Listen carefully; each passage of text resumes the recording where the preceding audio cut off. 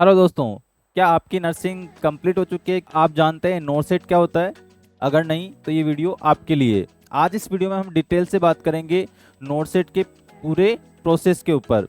Qualification क्या चाहिए आपको, क्या सिलेबस होता है इसका, किस प्रकार से इसका एग्ज़ाम पैटर्न होता है, प्री क्या होता है, मेंस क्या होता है, किस प्रकार से हमें एग्ज़ाम का प्रिपरेशन करना है, लास्ट में सिलेक्शन प्रोसेस इसका क्या होता है, कितने बच्चे इस एग्ज़ाम में बैठते हैं, ये सारी जानकारी रहने वाली है इस वीडियो के अंदर। तो वीडियो को स्टार्टिंग से लेकर एंड तक आपको देखना है ताकि कोई भी चीज़ छूटे नहीं। फीस से लेकर क्वालिफिकेशन से लेकर ज्वाइनिंग तक का हम पूरा डिस्कशन इस वीडियो में करने वाले हैं। तो रेडी हो जाइए, वीडियो को स्टार्ट करते हैं। तो कंप्लीट ये नर्सिंग एक्सपीरियंस के लिए रहने वाला है वीडियो। सबसे पहले नोरसेट क्या होता है इसके ऊपर हम बात कर लेते हैं। नोरसेट क्या है? ये एक nursing officer recruitment common eligibility test होता है। किसके द्वारा कंडक्ट किया जाता है? ये एम्स दिल्ली के द्वारा ये कंडक्ट किया जाता है। और ग्रुप बी की ये पोस्ट होती है। क्या होता है? ग्रुप बी की ये पोस्ट होती है।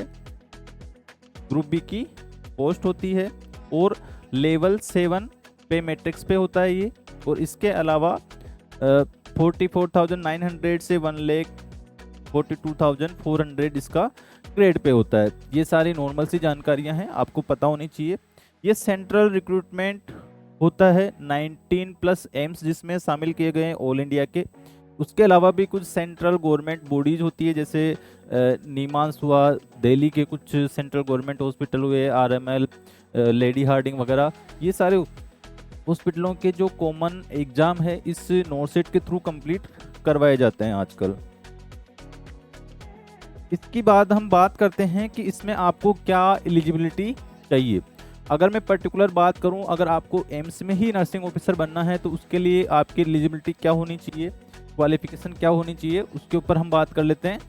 सबसे पहले अगर आपने बीएससी नर्सिंग, पोस्ट बीएससी और बीएससी ऑनर्स से कुछ कर रखा है तो आपको ओनली ये चाहिए। इसमें कोई भी एक्सपीरियंस की आपको रिक्वायरमेंट नहीं है, मतलब इसमें आपको एक्सपीरियंस नहीं चाहिए। अगर आप डिग्री कोर्स आपने किया है तो इसमें आपको एक्सपीरियंस की ज़रूरत नहीं है, आप डायरेक्टली कोर्स कंप्लीट करते अपना फॉर्म फिल कर सकते हो। दूसरी भी चीज़ बात करते हैं हम जीएनएम, जनरल नर्सिंग अगर आपने कर रखी है तो उस कंडीशन में क्या है, उस कंडीशन में आपको 2 इयर्स का एक्सपीरियंस यहाँ पे चाहिए होता है। कितना? मिनिमम 50 बेडेड हॉस्पिटल का।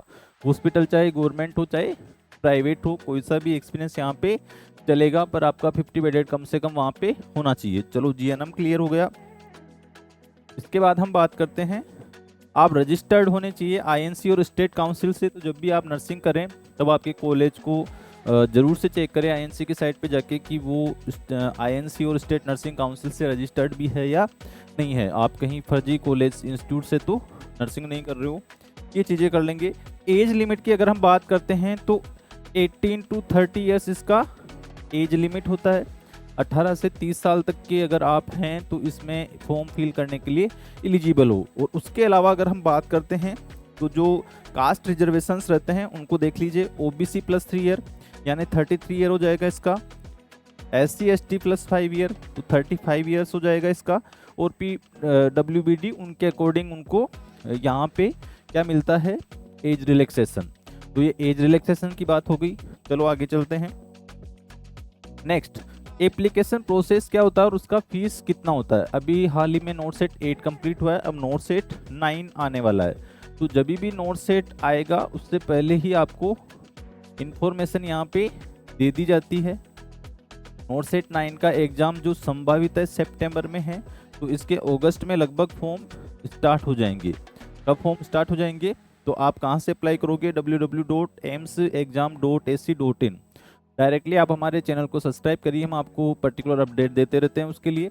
या फिर दूसरा काम कर सकते हो, आप हमारे टेलीग्राम व्हाट्सएप ग्रुप को भी ज्वाइन कर सकते हो, वहाँ पे प्रॉपर हम अपडेट देते रहते हैं। फॉर्म कब आने वाला है, एडमिट कार्ड कब आ गए, सारी चीज़ों के बारे में आपको प्रॉपर जानकारी मिलेगी। ठीक है, चलिए इस वेबसाइट पे डायरेक्ट आप जाके लॉगिन करके अपना फॉर्म फिल कर सकते हो। जुलाई से अगस्त के बीच में इसका फॉर्म आने का संभावनाएं रहती है। इस साल भी इसी टाइम पे आएगा, तो आप पहले से प्रिपरेशन करके रखिए नोरसेट 9 के लिए।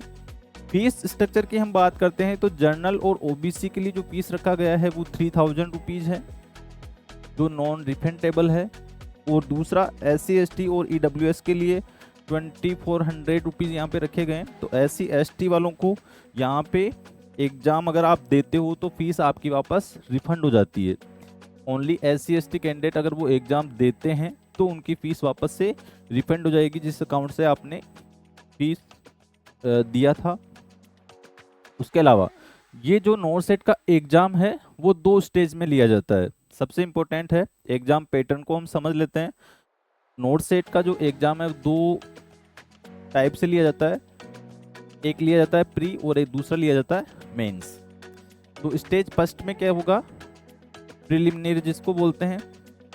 इसमें 100 MCQs आपके पास आएंगे, 80 MCQs नर्सिंग के प्लस 20 MCQ जीके और एप्टीट्यूड टेस्ट के। डिटेल सिलेबस मैं आपको अलग से दे दूंगा अगर आपको चाहिए तो। इसका सिलेबस ऑनलाइन अवेलेबल नहीं होता है, अगर आपको चाहिए फिर भी हमने इसका एक सिलेबस बना रखा है तो वो मैं आपको प्रोवाइड करवा दूंगा, कमेंट बॉक्स में लिखिएगा। ड्यूरेशन अगर हम बात करते हैं इस टेस्ट की तो 90 मिनट का टेस्ट होता है, और इसमें सबसे स्पेसिफिक चीज़ क्या होती है, ये 5 सेक्शन में डिवाइड होता है और 18 मिनट का एक सेक्शन होता है। इसको समझ लीजिए एक बार। जैसे ये 5 सेक्शन है ABCDE, कितने क्वेश्चंस आएंगे ईच सेक्शन में, 5 सेक्शन होंगे। ईच सेक्शन में आपके 20 MCQ जाने वाले हैं और 18 मिनट के लिए आने वाले हैं। कितना, 18 मिनट के लिए आने वाले हैं। इसका क्या मतलब है, जैसे ही आप A सेक्शन में एंटर करोगे 18 मिनट कंप्लीट होने के बाद आप वापस से उस A सेक्शन में नहीं आओगे, आप डायरेक्टली B सेक्शन में चले जाते हो। इस प्रकार से आपका एग्जाम पैटर्न रहने वाला है। फिर भी कुछ समझ में नहीं आए तो आप पूछ सकते हो। नेगेटिव मार्किंग की हम बात करते हैं तो 1/3 इसका नेगेटिव मार्किंग होता है, और क्वालिफाइंग ओनली स्टेज फर्स्ट जो होता है ये क्वालिफाई के लिए होता है। स्टेज फर्स्ट आप क्लियर कर लोगे तो केवल स्टेज सेकंड देने के लिए आप, मेंस देने के लिए आप क्वालिफाई होंगे। इससे आपका कोई मेरिट नहीं बनता। Not used in final merit list. इसका क्या मतलब है, अगर आप 100 में से 95 भी यहाँ पे लेके आते हो मार्क्स तो वो आपकी फाइनल मेरिट में नहीं जुड़ने वाला। फाइनल मेरिट मेंस से ही बनती है। अगर मेंस में आपके 55 आ रहे हैं, 60 आ रहे हैं, वो अगर आपके मेरिट के लिए अच्छे हैं तो वही मार्क्स काउंट होंगे वहाँ पे। चलो नेक्स्ट हम बात करते हैं सेकेंड जो स्टेज होगा मेंस जो होगा उसका एग्जाम पैटर्न क्या होगा। जैसे 5 गुना लोगों को आपको पास करेंगे वो लोग। 5000 अगर वैकेंसी है, 5000 अगर वैकेंसी है वहाँ पे, पोस्ट है वहाँ पे, तो 25,000 लोगों को वो एलिजिबल करेंगे फॉर द स्टेज 2। स्टेज 2 में 5 गुना पास हो गए, उसको पर्टिकुलर कैटेगरी के हिसाब से अलग अलग 5 गुना लेते हैं। जैसे ST में मान लो 100 पोस्ट थी तो 500 लोगों को ST को पास करेंगे। जर्नल की अगर वहाँ पे 1000 पोस्ट थी तो 5000 लोग जर्नल के वहाँ पे क्वालिफाई होंगे। जैसे आप सेकंड मेंस में पहुँचोगे वहाँ पे क्या होगा, 160 MCQs, 160 MCQs मिलेंगे। ऑल नर्सिंग के मिलेंगे, उसमें कोई भी अदर सब्जेक्ट शामिल नहीं किए जाएंगे। इसमें क्या मिलता है, मोस्ट ऑफ आपको सिनेरियो बेस्ड टाइप के क्वेश्चंस मिलते हैं। जैसे एनक्लेक्स हुआ, लिपिनकोट हुआ, इस टाइप की बुक्स होती हैं, उनमें से डायरेक्टली क्वेश्चन वहाँ पे पूछे जाते हैं। और सिनेरियो बेस्ड आजकल बनाने भी लग गए, जो क्लिनिकल प्रैक्टिस MSN वगैरह के होते हैं वो पूछे जाते हैं। इसमें ड्यूरेशन कितना होता है, 180 मिनट, 180 मिनट इसका ड्यूरेशन होता है। और ये 4 सेक्शन में डिवाइड होता है और 45 मिनट्स पर सेक्शन इसमें दिए जाते हैं। जैसे ही मेंस के थ्रू, मेंस से जैसे आप दोगे आपको ये सेक्शन वाइज जो प्रॉब्लम्स है वो सोल्व हो जाएंगी। इसमें भी नेगेटिव मार्किंग 1/3 होती है। और final selection based on these score, जो सेकंड या मेंस का जो स्कोर होता है वही फाइनल सिलेक्शन आपका करवाएगा। तो इसको आपको बहुत अच्छे से करके आना होता है। वैसे भी क्रीम जो लोग हैं इस सेक्शन में चले जाते हैं। चलो अब सीट लोकेशन और फाइनल सिलेक्शन किस प्रकार से होता है उसकी बात कर लेते हैं। Based on stage second merit plus choice filling, आपसे जैसे टोटल एम्स हैं, जिनकी भी वैकेंसी निकली है, ABC जितने भी एम्स है, आपसे पूछेगा कि आप कौन से एम्स में जाना चाहते हो।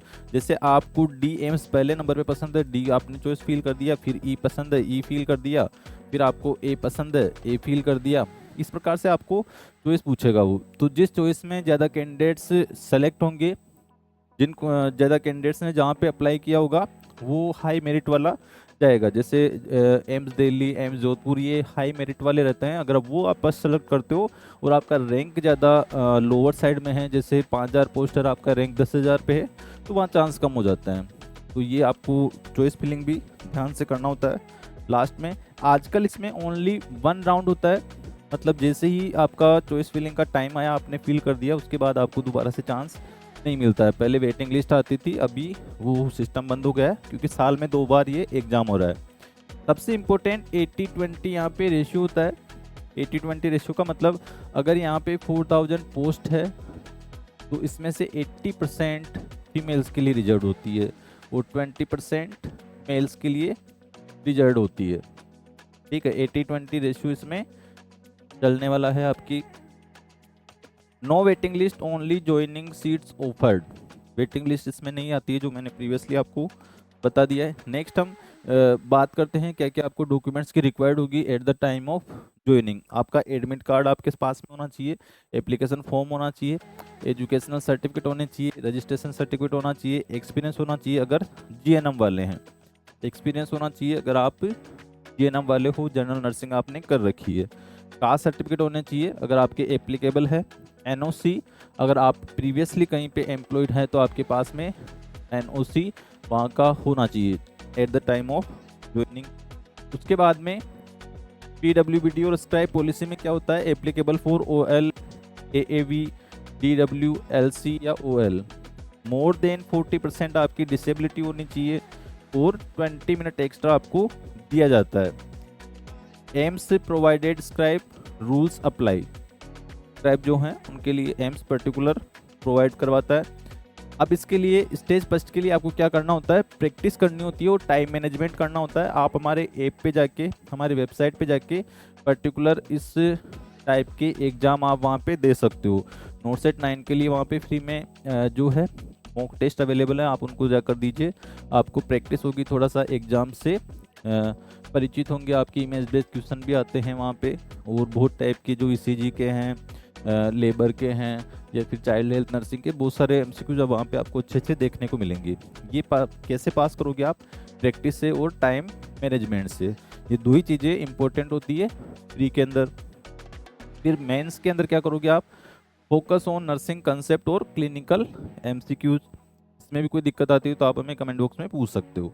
डेली एमसीक्यूज करने हैं आपको, मॉक टेस्ट देने हैं आपको, और सीबीटी प्रैक्टिस कंटिन्यू रखना है। ठीक है, ये नोट सेट के लिए हो गया। आप हमारे टेलीग्राम ज्वाइन करिए, हमारे ऐप पे जाइए, हमारे वेबसाइट पे जाइए, वहाँ पे फ्री में बहुत सारा कंटेंट अवेलेबल है, उसको लेकर आप नोट सेट का प्री क्लियर कर सकते हो। उसके बाद में मेंस की प्रिपरेशन भी हमें सेम वैसे ही करनी होती है, थोड़ा सा डेप्थ में हमें पढ़ना होता है वहाँ पे। ठीक है, तो बाकी और भी कुछ जानकारी आपको चाहिए तो कमेंट बॉक्स में ज़रूर से लिखिएगा, और चैनल को ज़रूर से सब्सक्राइब करके जाइएगा। अगर आपको ये जानकारी अच्छी लगी है, अपने दोस्तों से ज़रूर शेयर करिएगा इसको। इसी के साथ में ऑल द बेस्ट, जय हिंद, जय भारत।